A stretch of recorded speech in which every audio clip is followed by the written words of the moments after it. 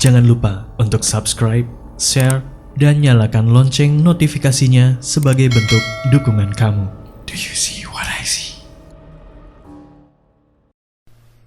Halo, aku Anissa. Kali ini aku akan menceritakan pengalaman saat mengikuti LDKS atau Latihan Dasar Kepemimpinan Siswa. Kejadian itu berlangsung sekitar beberapa tahun yang lalu di Gunung Galunggung.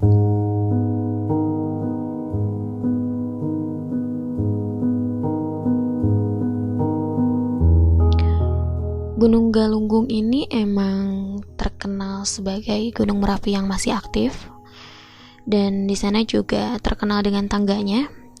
Jadi kalau misalkan kita mau ke atas lihat kawah, kita harus naik dulu sekitar 500 atau 600-an tangga untuk bisa mencapai kawah tersebut. Tapi walaupun di sana adalah pegunungan, kawasan gunung itu udah banyak pemukiman dan juga beberapa perkampungan kecil. Jadi sudah menjadi kawasan ramai. Sebenarnya sebelum aku mengikuti LDKS ini, waktu aku kecil juga sering mengunjungi Gunung Galunggung. Dan ketika aku kecil, memang hal-hal janggal juga kadang pernah dialami gitu.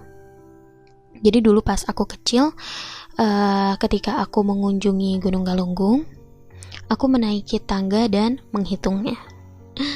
Emang kurang kerjaan banget sih ya aku menghitung tangga itu. Tapi emang penasaran aja gitu, pengen menghitung benar-benar dari awal berapa sebenarnya jumlah tangga di sana. Nah, aku coba hitung. Dan pas hitungan ke 313 atau 213, aku udah lupa. Kalau nggak salah ya antara 313 atau 213, tubuh aku itu kayak ada yang ngedorong dari depan. Nah, otomatis ketika tubuh aku ada yang mendorong dari depan ketika menaiki tangga, maka akan jatuh ke belakang, menggelinding ke bawah. Tapi anehnya dari belakang itu kayak ada yang nahan. Rasanya nggak mungkin gitu kalau misalkan itu dilakukan oleh angin, sebesar-besarnya angin, karena emang kerasa banget kayak ada yang ngedorong dari depan dan ada yang nahan dari belakang. Padahal nggak ada siapa-siapa. Jadi imajinasi aku waktu itu, karena masih kecil juga, kayak ada yang mau ngecelakain, tapi ada yang nolong juga. Entah apa sosok itu. Dan hitungan aku selalu terhenti di pertengahan hitungan. Jadi ya ketika di tengah-tengah tangga, hitungan aku terhenti. Gak pernah dari awal, dari 1 sampai benar-benar akhir banget hitungannya benar-benar lancar. Itu tuh gak pernah terjadi, padahal aku beberapa kali ke Gunung Galunggung itu. Nah, jauh dari pengalaman itu, aku melakukan LDKS di Gunung Galunggung. Saat melakukan LDKS, hari itu hari Minggu. Sebenarnya kita udah melakukan LDKS itu dari hari Jumat. Jadi hari Minggu ini adalah the last day, merupakan hari terakhir kita melakukan LDKS. Saat itu semua peserta LDKS berkumpul di sebuah saung kecil. Jadi kayak gazebo gitu, semacam gazebo. Kita duduk, kumpul, dan istirahat di sana. Barang-barang kita juga disimpan di sana, karena saat LDKS kita emang gak boleh sama sekali bawa uang dan bawa HP. Dan kita peserta sebenarnya gak terlalu kenal satu sama lainnya, karena kita juga merupakan gabungan dari beberapa kelas yang berbeda sebenarnya. Nah, saat acara akan dimulai, semua berbaur. Kita dibagi menjadi beberapa kelompok. Satu kelompoknya terdiri dari 3 orang. Aku satu kelompok sama teman aku yang berinisial N dan R. Kita menyusuri jalur yang udah ditentukan sama panitia. Nah, di jalur itu kita akan menemukan beberapa pos, dan di setiap pos akan ada games atau tantangan. Nah, pos demi pos udah kita lalui, kita lewati, dan di pos terakhir yaitu di pos 5, kita diberi sebuah tantangan oleh panitia. Jadi kita dikasih satu pulpen dan kita harus menjualnya ke pengunjung yang ada di sana. Nah, pulpen tersebut harus kita jual dengan harga 10.000. Padahal pulpen itu ya pulpen-pulpen biasa yang di warung-warung yang dijual dengan harga 1.000. Tapi kami harus menjualnya dengan harga 10.000. Nah, tentunya itu agak berat juga tantangannya karena pengunjung di sana juga mungkin berpikir, buat apa mereka beli pulpen di tengah gunung, malah dengan harga yang lebih mahal dibandingkan dengan harga pasaran. Makanya sulit banget buat kita mendapatkan uang 10.000. Karena kelompok lain juga banyak yang menawarkan pulpennya di sekitaran sana. Akhirnya teman aku ini si N, dia kasih usulan, katanya kita harus cari tempat lain deh biar pulpen ini laku gitu kan. Ya udah yuk, akhirnya aku sama si R setuju buat pindah tempat dari sana. Kita pindah ke tempat lain, dan di pertengahan jalan si R ini kebelet. By the way, si R ini cowok ya. Dia pengen buang air kecil. Dia bilang, aduh, gue gak kuat nih, gue pipis dulu ya.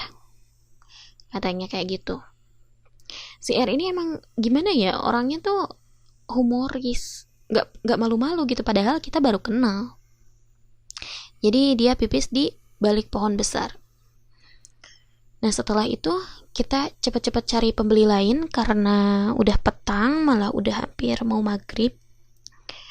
Nah, setelah beberapa lama kita menawarkan ke beberapa pengunjung, akhirnya pulpen kita terjual dengan harga 10.000 sesuai dengan yang diinginkan oleh panitia. Pulpen kita dibeli sama ibu-ibu pakai kacamata hitam, baju hitam, topi hitam, pokoknya ya kayak setelan mau ke kuburan gitu deh. Semua serba hitam. Dan uang 10.000 tadi dipegang sama temen kita si N. Pas kita mau balik ke pos akhir yaitu pos 5, kita kelimpungan. Kita nggak nyadar kalau kita udah berjalan sejauh ini. Yang tadinya ramai, tiba-tiba kita udah ada di tengah hutan. Mau nggak mau, ya kita menyusuri hutan itu untuk pulang. Dan perlu kalian tahu kalau hutan yang kita lalui cukup gelap karena pohon-pohon besar yang rimbun. Kita jalan hati-hati karena belum hafal treknya, dan si R ini tiba-tiba berhenti. Itu apaan? Katanya. Apa? Kata aku sama si N itu kita saling tatap. Emang apa? Nah, walaupun takut gimana gitu ya, merinding. Ya, tapi kita tetap jalan pelan, karena mau nggak mau kita harus ngelewatin itu biar kita bisa balik lagi ke pos. Sosok itu berdiri di bawah pohon besar, pohon yang tadi si R sempat buang air di sana. Jadi kita kan tadi pas berangkat ngelewatin pohon itu, otomatis pas kita balik, kalau kita mau pulang harus lewat ke sana lagi. Semakin dekat kita dari pohon itu, sekitar jarak 10 meter, samar-samar kelihatan sosok putih berdiri dan kepalanya agak menunduk. Kita belum bisa menyimpulkan itu apa. Dan seperti yang aku bilang tadi, bahwa si R ini orangnya pecicilan banget. Dia timpuk sosok yang ada di bawah pohon itu pakai batu kecil, jadi semacam pakai kerikil gitu.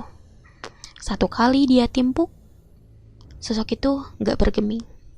2 kali, 3 kali, dan saat mau melempar batu keempat, tiba-tiba sosok itu melesat. Kayak sejauh mata dia memandang, disitulah dia mendarat. Dia sekarang ada persis di depan mata kami. Barulah terlihat simpul ikatan yang biasanya orang-orang sebut sebagai pocong. Dia menghampiri kami dan diam sekitar 2 atau mungkin 3 detik, 2 atau 3 detik, lalu menghilang. Untungnya di antara kami gak ada yang pingsan. Kalau ada yang pingsan udah deh repot.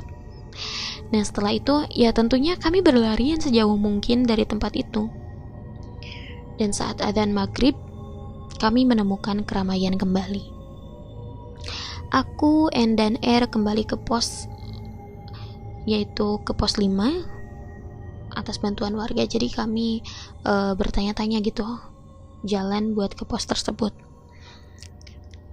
Nah saat kami akan menyetorkan uang tersebut berubah menjadi daun. Uang 10.000 tadi hilang begitu aja. Jadi di saku teman aku, si N tadi yang pegang uang, cuma ada daun. Kita semua nggak tahu apakah uang itu benar-benar berubah menjadi daun atau jatuh di jalan. Tapi kenapa di saku si N terdapat selembar daun, padahal dia gak merasa mengantongi daun tersebut. Kita nggak tahu kebenaran yang sesungguhnya kayak gimana. Yang pasti kata warga-warga di sana, memang tempat itu agak-agak rawan, apalagi di tengah hutan gunung seperti itu. Jadi kita harus sopan. Ya dimanapun kita harus sopan, gak boleh ngomong sembarangan. Dan kami sadari bahwa kesalahan kami itu berawal ketika si R buang air bukan pada tempatnya. Mungkin itu juga salah satu kelalaian kami di sana. Jadi mohon jangan ditiru ya teman-teman. Thank you for listening. See you.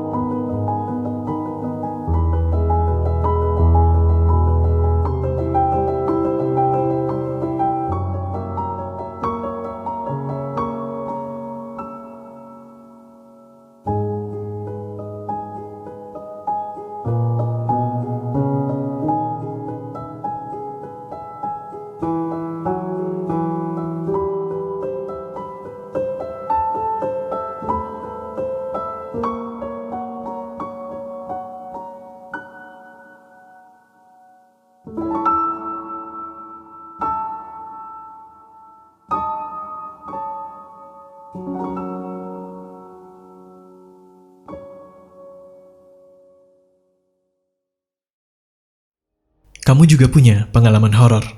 Kirim cerita kamu ke alamat berikut.